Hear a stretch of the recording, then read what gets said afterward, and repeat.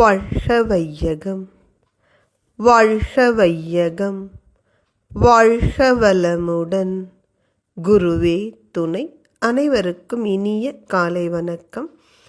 மகாகவி பாரதியின் சுயசரிதை பார்த்து கொண்டிருக்கிறோம். காதல் என்பதும் ஓர் வயின் நிற்குமேல் கடலில் வந்த கடுவினை ஒக்குமால் ஏதமின்றி இருபுடைத்தாம் எனில் அமிர்தும் இணை சொலல் ஆகுமோ ஓதொனாத பெருந்தவம் கூடினோர் உம்பர் வாழ்வினை எல்லிடும் வாழ்வினோர் மாதரார் மிசை தாமுறும் காதலை மற்று அவர் தரப்பெற்றிடும் மாந்தரே. காதல் என்பது எப்பொழுதுமே இனிமையான ஒரு விஷயம். அப்படிப்பட்ட அந்த இனிமையான விஷயம் கூட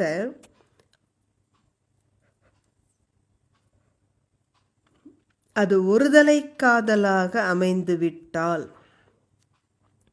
ஒருதலை காதல் என்றால் ஒருவர் மட்டும் அன்பின் வயப்படுவது, அப்படி இருக்குமானால் அது பார்க்கடலில் பிறந்த ஆலகால விஷத்தை போல துன்பம் தரக்கூடியதாகிவிடும்.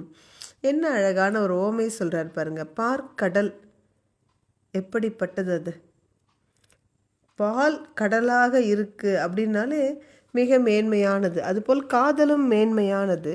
ஆனால் அந்த காதல் இரு பக்கமும் இருக்கணும்.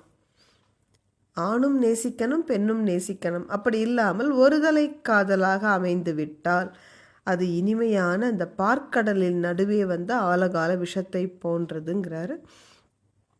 அதே சமயம் எவ்வித குற்றமும் இல்லாமல் ஆண் பெண் இருவரிடமும் அந்த காதல் உண்டாகி இருக்குமானால் இனிய அமுதத்தை கூட அந்த காதலின் இனிமைக்கு இணையாக சொல்ல முடியாது. இன்னும் சொல்ல போனால் பாரதி ஒரு படி மேலே போய் சொல்கிறார் பாருங்க.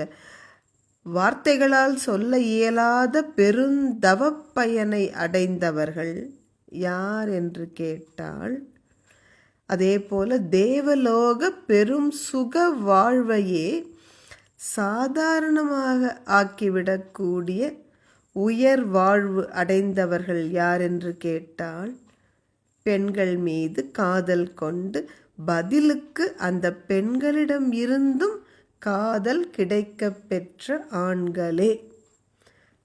அப்படியானால் அந்த காதல் இன்பம் எவ்வளவு உயர்ந்தது, எவ்வளவு மேன்மையானது. அதனால தான் பாரதி ஒரு இடத்துல சொல்வார், காதல் காதல் காதல் காதல் போயின் சாதல் சாதல் சாதல் என்று தொடர்ந்து சிந்திப்போம். அனைவருக்கும் நன்றி. வாழ்க வளமுடன்.